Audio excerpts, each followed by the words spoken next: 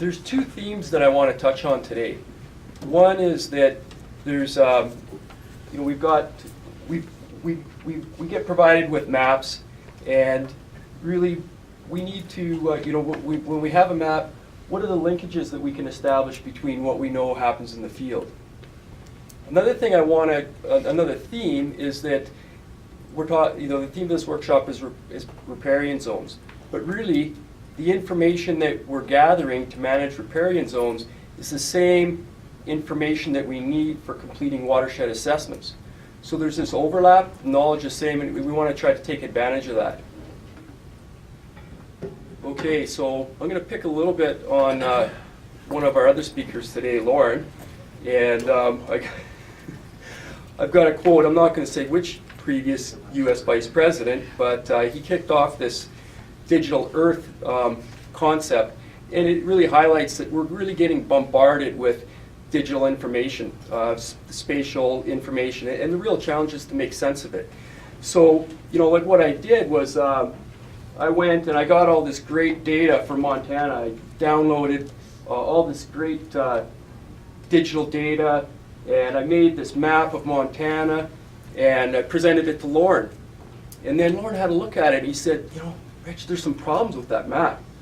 First of all, the oil, that's over a little bit further east, that's North Dakota. And secondly, this fish, we don't allow that kind of fish in Montana. We check for them at the border. So you need to do a little bit of work on your model and get it right. So then I went back, and we had a great bull trout model from Alberta. I apply it to Montana, and then Lauren looks at it, he goes, you know what, I really learned something neat about bull trout from applying your model to Montana. The point is, it's a lot of work to get from data to getting the knowledge to people that are actually going to do the job.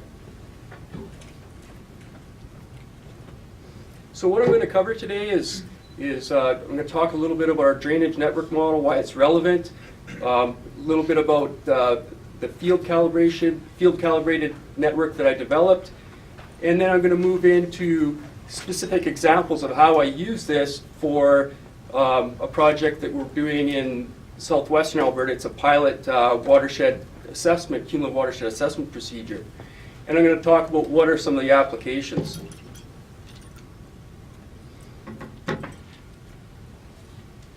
So we really need this network, a really good understanding of our stream system for a bunch of reasons.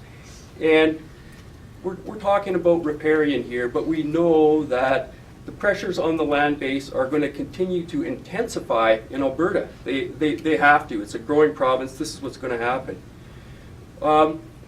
So when we look at riparian management, we can't really isolate it from the other issues. What's happening with the roads? How are the roads that we're building going to provide access for anglers, cows, or whatever? The other thing is that we're not really going into anywhere areas that are pristine anymore. Most of the areas that we're working in, they have a legacy. The other thing is that what's happening is that often we've logged the easy ground, right? We've developed the easy ground, and as we're going to intensify our use, we're going to be pushing into tougher areas. We're going to be pushing into steeper ground, areas that are more contentious. So we really need to have the best information in order to be successful. Okay, I'm going to talk a little bit about the current stream layer that we have. It's actually a really good product. It was developed from air photo interpretation and topographic maps, and those guys got the best information that they could, and they created the Alberta stream layer. I'm not sure when the last update was done, but it was a couple decades, and I think in comparison to other jurisdictions, it's not bad. The tough part there is that the classification that they applied was based on what they could see on the air photos. So oftentimes when you get into the small streams, they can see a bit of a depression, but they can't see the watercourse. So they draw a blue line up that valley, and they would classify that as an undefined stream. Well, there's a lot of those out there. And they also have another category is intermittent streams. But those would have been really wide braided channels that had no water in them at the time the photos were taken. So the interpreter looked down there and that's what he saw. It's coded as intermittent. And then we've got, there may be, I forget what the other classes are, it might be permanent, something like that, but it's not linked to what the person on the ground is going to see. And it's not necessarily linked to the processes. Another issue we have in Alberta is unmapped streams. And that's a big thing for land managers. If we're using that layer, we think that when we get into the small streams, it might capture only about half of them. So there's lots of these unmapped streams. Another thing with our current approach is that we use this, there's common GIS metrics that are used to describe watersheds. And what I've learned is that average, it provides some amount of information, but the reason why I'm really keen on working around small streams is that because every watershed is weird in some specific way. There's something going on, and you know, that's why we have bull trout spawning only in certain creeks. There's some feature of that creek that generates the groundwater upwelling that creates the bull trout. So relating to that is we all see this metric. It's all over the assessments in Alberta. Road density. Great. Well, I have a different view on roads. I kind of subscribe to this approach of if you have a problem with a group, there's always a leader. There's like a worse offender type situation. And so that's how I look at, like, you can look at this like a street gang. There's a leader causing all the problems. Well, it's the same thing with roads when it comes to watersheds. There could be, you could have 100 kilometers of road in a specific watershed. But we know that there might be 2 kilometers of road that are causing all the problems. And it's our job to find out where those problem roads are. So again, that's a challenge for our risk assessment procedures that we need. We need to really focus in on where these problem sites are, and then we can get to remediation. And the other thing is we need to have maps and tools that really reflect our understanding of how these systems work. Yeah, because we're in the business now of identifying existing impacts, but we're also trying to predict how a proposed road design in the future may impact these goals. I just wanted to highlight how big a problem the unmapped streams are. I was just kind of getting up to date on the compliance and that end of the business of the government of Alberta. And there are some pretty serious fines happening. This was 2009. An engineering company is working west of Rocky Mountain House. Guess what? They bought the LiDAR hillshade image. They've got this great picture, the best picture that we've ever had of the terrain. They looked at that. They did some field checks. But guess what? They had a surprise when they're out there. They ran into a stream when they're doing their project, crossed the stream, and they end up paying a $40,000 fine.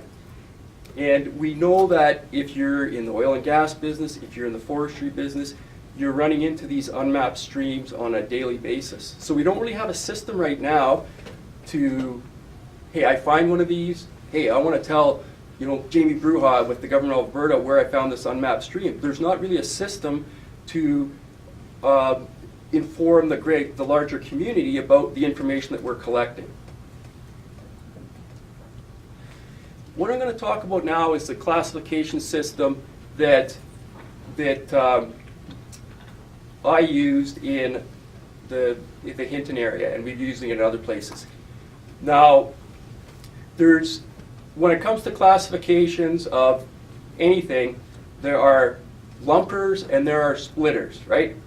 And there are people that believe that there's no such thing as a group, really. Everything's on a continuum, everybody's unique, you're kind of in between.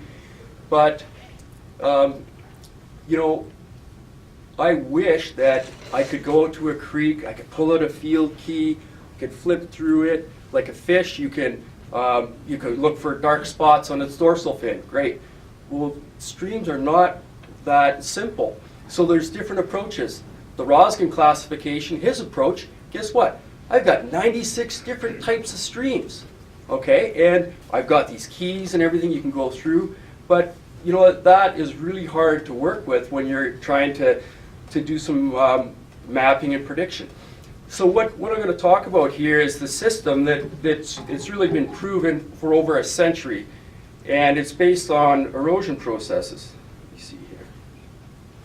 So we've got 4 regions in any landscape. We've got the uplands, okay, covering most of the watershed.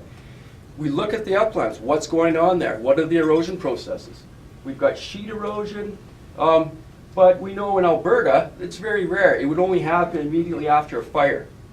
But we've got root throw. It's really slow. A tree falls over, it throws a little bit of dirt downhill. You know, a century later, another tree falls over. So things are happening kind of slow in a lot of the low relief terrain. Then we go into the swales, and you know, these are places where we've got concentrated subsurface flow. And during extreme events, guess what happens? This swale, the channel below it, it's called seepage bed channel, it's going to march right up here, and it's going to slowly recover. But we could go out there on any given day, and we could identify, here's where the swale starts, here's where the swale ends. We've got these, in Alberta, I had to come up with an appropriate name. In high relief areas, they're called colluvial channels. But we don't really have those type of processes here.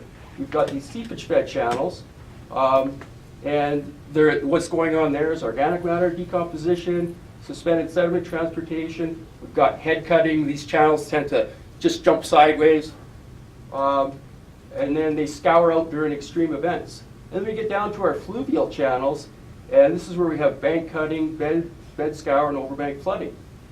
Now this model what happened was that Gilbert was a geologist at USGS. He was called to look at what was happening down here in Sacramento. And what was happening was there were millions of tons of sediment coming down and burying farmers' fields and stuff. And he was called to investigate it. So he went up and he basically mapped out all the processes where they were happening. And it really helped. And there's been a number of other scientists since that have taken this system further. And more recently, Montgomery and Giorgio, what they did was they found a way to break the landscape up using slope and drainage area. So they found a mathematical way to do this. Let's see here. Okay, so anyways, I took this system, went out into the field, and really one of the big things I was trying to come up with was how do we separate these seepage fed channels from the fluvial channels. So what I did was a highly scientific process. I queried everybody I could find, and I asked them, tell me about the creeks you're working on. What are you finding out there? Well, I talked to Bruce Mayer. He said, oh yeah, when I'm looking at the present classification, what I do is I look for gravel in creeks. And if it's got gravel in it, that makes it to be a permanent stream. I said, okay. I talked to the top geomorphologists at UBC. I told them what I was researching. I said, I'm really into these channels, like right where they start, and trying to map them out and study them. And he says, oh, you know what? Don't waste your time. Those channels, they don't work for any kind of engineering formula. They don't move gravel. They're just, you know what, us engineers, we really hate those. They're just, don't even bother. You'll never get a thesis out of it. Leave them alone. Fish biologists. I had a crew. We ran 4 electrofishing crews one summer, or for a couple summers, and we sent them out. Their job was to try to define how far up fish go. So I was out there sometimes, and you want to frustrate a fish biologist? Send him to a place where he's not going to catch fish. You know what? They get frustrated. And I talked to him. I said, what happened today? Oh, I didn't get any fish. Well, what'd you see? Oh, I was just, crawling under willows all the time. The channel's here, it's there, there's just muck. And I'm taking notes. So the other thing that we found is that salmonids have certain features of their life history that they're adapted to. They need gravel. So if you want to frustrate a fish, send them up here during spawning season. They're never going to find any gravel. But there's some other interesting things we found about this. If you look at the matter that's in the bottom of this channel, we looked at the organic. It's 50%, up to 50% organic. So there's this real cool functioning happening in these seepage bed channels. They're taking organic matter and they're breaking it down, and that's going further down the drainage network. So I came up with these 8 criteria. You can go out there, you're at a channel, you look at these 8 criteria, yes or no, and we applied this, and like 95% of the time you're going to get at least 6 in one category or the other. So they're highly scientific. Well, this one is the bed, silt, and organic muck. I'm not allowed to use muck when I write this up in the journal, but that's basically what it is. Boot suckers. If you step in this channel with your boot and you try to pull out, it's going to try to suck your boot off. It's really unconsolidated. So I've got all these features. You can read about them in the guidebook. But it turns out, you know, it works pretty good. So here's what we call a root bridge. Okay, this is a feature of a seepage bed channel. The width is highly variable. These frustrate people that are trying to apply a width-based classification because the tape doesn't work. Right? You got, where do I measure it? And then here's our river pool channel. So I linked that with a map of the drainage network, and we've got detailed information on the 2 things that we know are important, the slope and the drainage area. And that relates to the basic process for erosion. The problem here is that this is where the theoretical geomorphologists like to work. This is Pennsylvania. Steady uplift for 250,000 years. Guess what? These formulas work great. But when we get to Hinton, there's a problem. The place is being bulldozed by ice sheets repeated times. We've got this channel comes down and hits this terrace on the edge of the wild. It disappears completely. Then the whole drainage network starts again right here. So glaciated landscapes are especially complicated. We took this model, applied it in near Nordegg, and with the LiDAR data, and just using area alone, we're able to get 82% accuracy.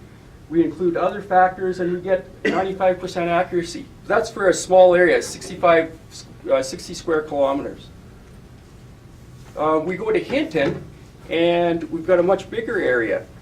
We have a very small sampling rate, but this is what we came up with. Drainage area model, 58% accurate. We erred on the side of a greater class, and target for field use was, we're still trying to get to 80. And we know what we need to do. We need to make a more robust model that uses factors other than drainage area, increase our sample size, and we need to have a GIS model that's pretty robust. But here's what we found. Here's our model with the erosion class. Here's a separate model based on fish presence absence, and there's pretty good alignment between these 2. So that's helpful. Here we have some summaries. We've never been able to do this before.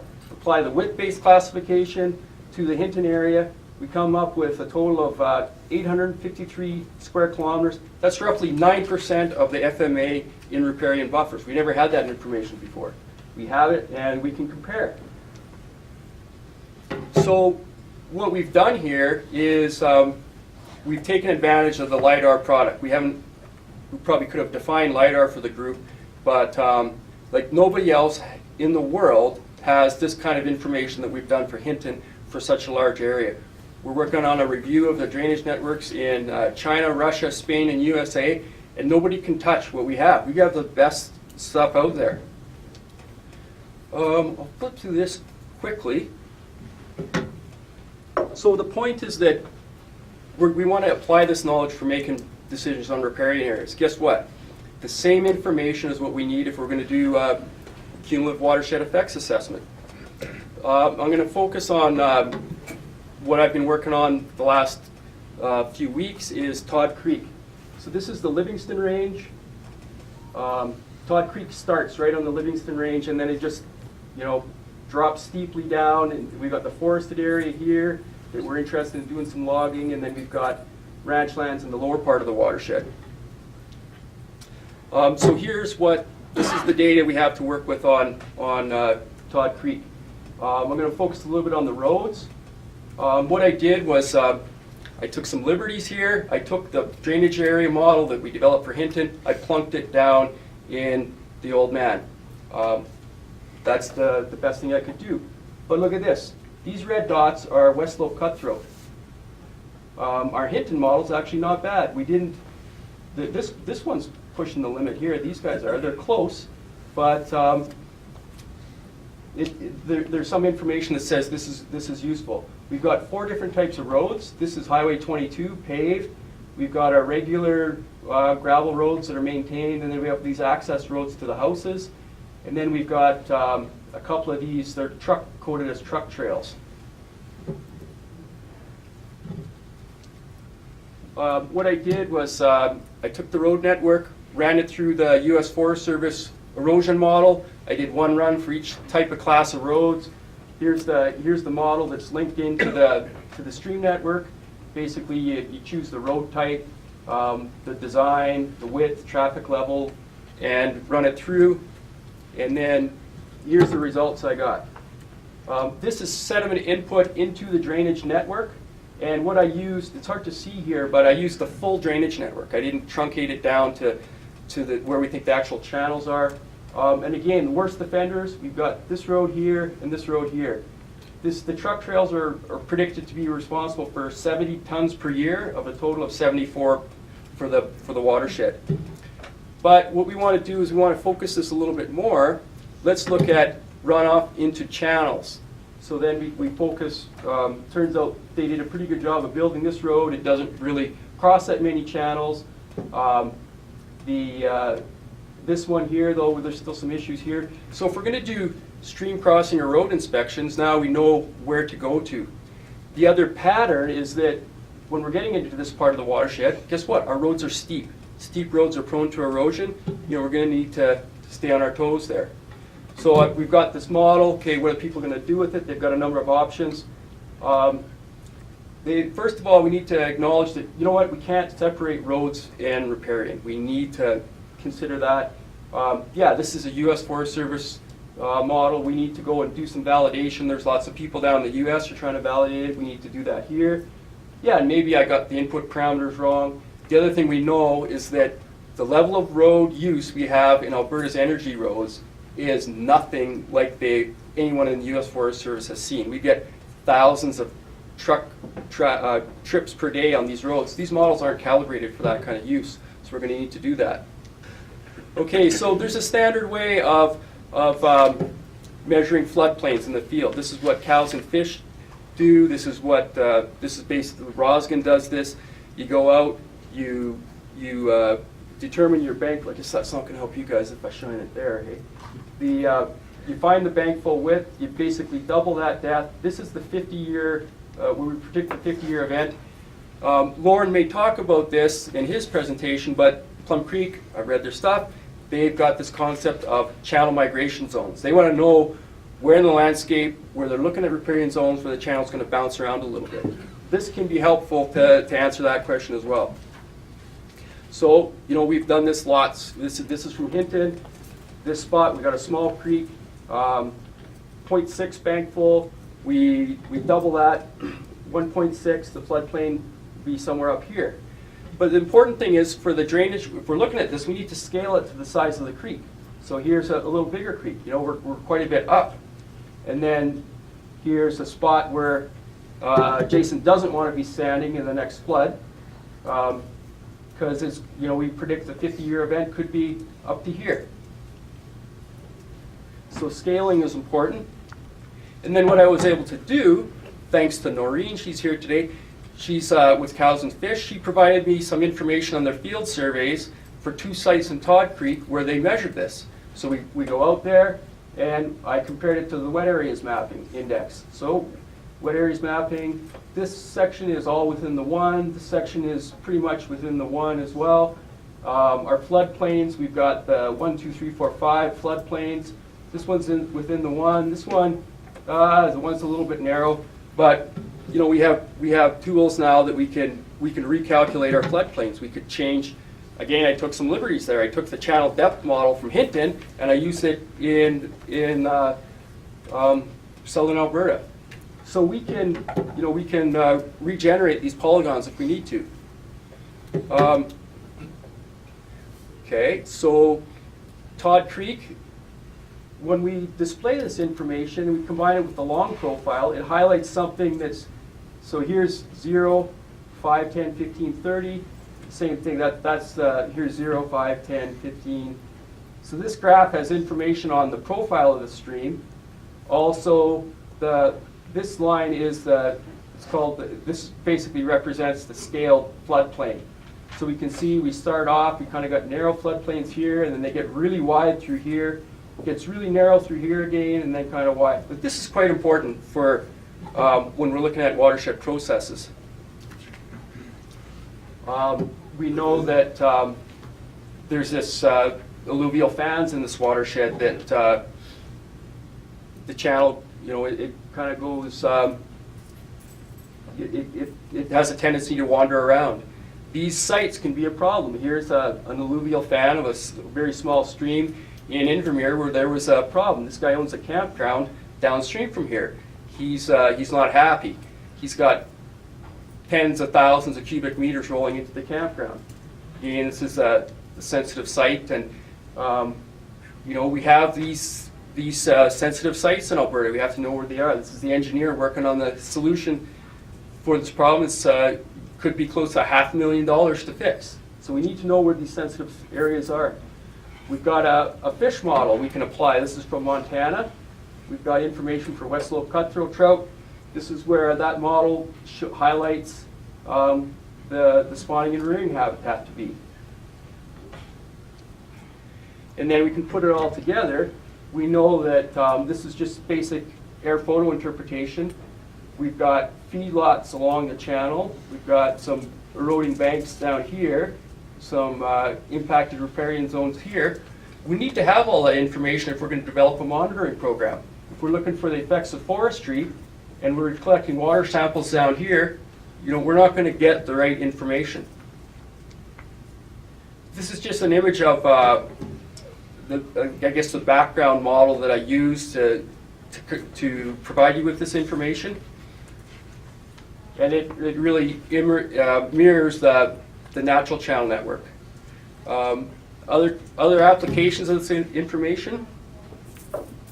So Jay Mills is going to talk a little bit about some of the information on vegetation structure that we can get from the LiDAR.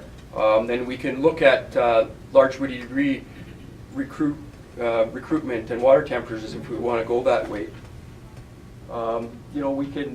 These are some questions that are coming at us, and we need a system that we can answer these, and we have that. So in conclusion, really what I wanted to emphasize is that it's not really one map or one product that's going to, or one rule that's going to set us up for success in Alberta. We need to have a good knowledge of the processes that are going on there, and we need to have a management system that continually feeds back and informs this knowledge. And then just wanted to acknowledge the supporters that I've had working on this project.